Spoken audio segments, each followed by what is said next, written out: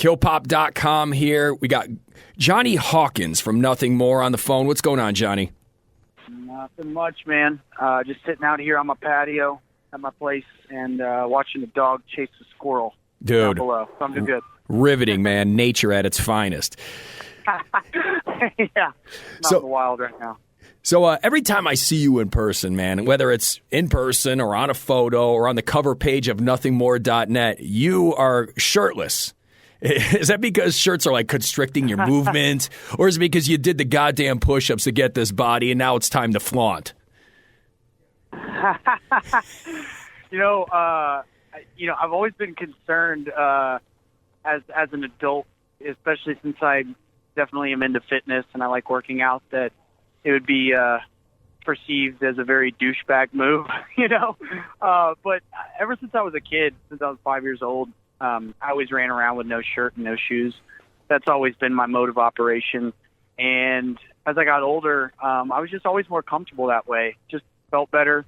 And I just didn't want to really change that. And honestly, as we started touring, when I started singing, I kind of got, nervous at first because I was nervous about being in front of people and singing. So I put shoes and a shirt on. And then as time went on, I was like, you know what, screw this. I'm going to be exactly the most comfortable version of me that I am, like when I'm by myself singing in the shower or singing wherever. And to me, that's no shirt, no shoes. And on top of that, a minor point is that with the no shoes thing, it's actually a lot safer for me. I find that my balance and my ability to move around the stage and jump up and off of drums is a million times better when I can feel what's below my feet, because then I can know if something's slippery or not, or where the edge is without having to look, and I can keep my eyes focused on the audience. So a little bit functional too.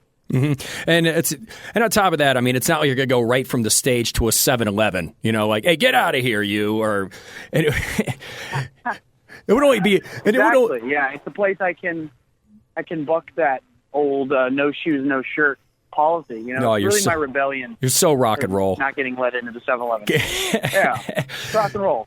So let's talk about this new album, dude. I, for one, am very excited. The Stories We Tell Ourselves. It's coming out September 15th. Now, that is so long to wait. I know the wait time like this is industry standard, but after hearing the 2 tracks that I heard, for you and for the fans, every day has to feel like another month.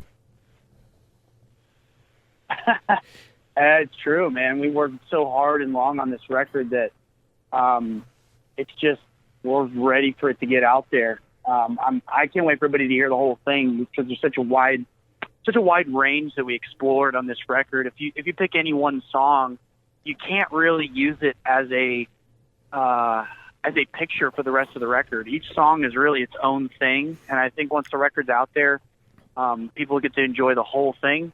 So, I can't wait. And let's talk about the 2 singles that we heard. You can hear them on iTunes and Spotify, by the way, shameless plug. The first one, Don't Stop.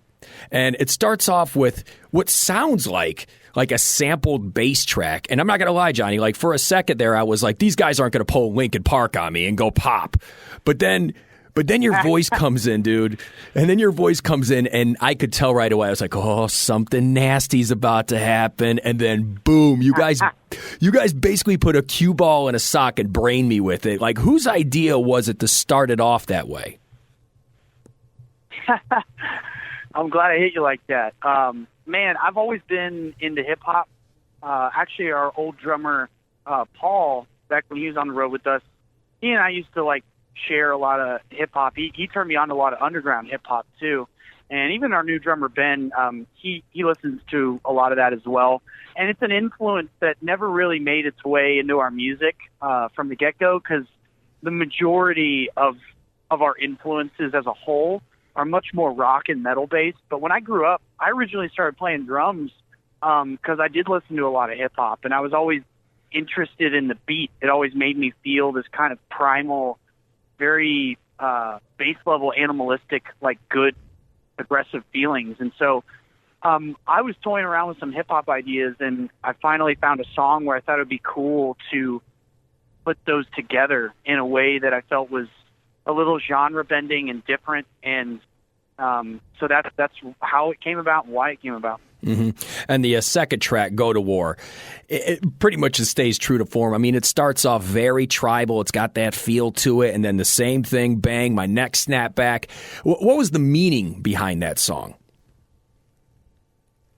Man, that was the one song on the record that came about in a moment of heightened emotions, frustration, anger, sadness, all these things that have been pent up and built up over the course of a few years of what was a very trying relationship while I was on the road.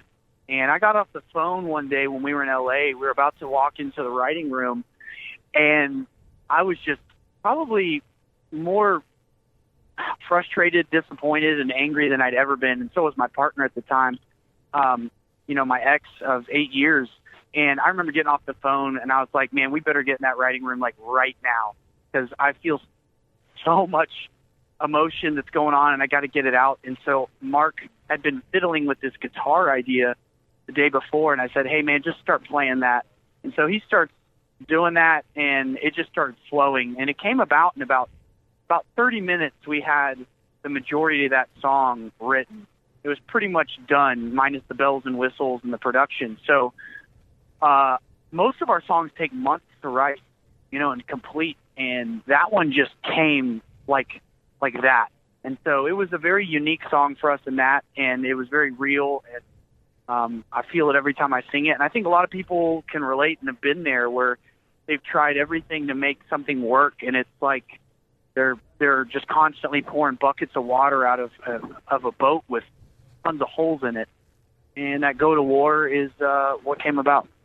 And you've said in the past that one of your welcome to the big league moments, as I like to say, is when you stepped on stage at the Aftershock Fest in Sacramento for the first time. And every time you've been back up there, you go on later than the previous time you were there. Is it safe to say that is a measuring stick for you guys and bands, and just bands in general for that matter? Totally. I mean, one thing that I told the guys when we were originally committing, our future selves to each other to dedicate to this band, back when we put the scars on our arms as kind of a commitment to each other, was I said, you know what? I have one condition. As long as we are moving forward every year, even if it's just an inch, just 1 inch that 1 year, as long as it's in the forward direction, then I'm committed 100%, and I won't spend any of my time on other projects or anything else. And so that's been kind of our, at least my one condition and my goal and my philosophy. And that is the goal, is to be on later every time, to have more people every time, and or if it's not more people, that we're impacting them on a deeper level. Whichever way, it's progress. And so it's kind of cool to see it playing out with like Aftershock. You're right, that was our sink or swim kind of turning point, and I'll be forever ever thankful and have a really cool memory in my head about that festival. Mm-hmm. What are some situations that you can give us about moving forward that inch? Because as you know, when you're trying to do something creative, it is a steep climb to the top, and it's important for you to recognize those movements. And a lot of people, they lose sight of that. Yeah, I mean, sometimes it's little victories. Sometimes it's big ones. I think the main piece of advice that I give to every other musician who's battling it out in the trenches of dive bars and being unrecognized, and maybe having just a few fans or friends supporting them, is just taking account of what you've been doing the last year, or the last month, the last day, and just always having something that moves forward. And if you can do that, then over time it'll grow and it'll be like a snowball effect. But you gotta keep focusing on your victories, because you're gonna have plenty of failures along the way. Probably more failures, but as long as those failures are learning moments, then they're actually pushing you forward, if they're causing you to learn and adapt and get better. Mm-hmm. Sometimes growth takes some pain, and we always got to go through that. Lots of it. Well, right on, man. Johnny, no time for a shirt, Hawkins. You were great, so thank you so much for calling us up over here at Kilpop.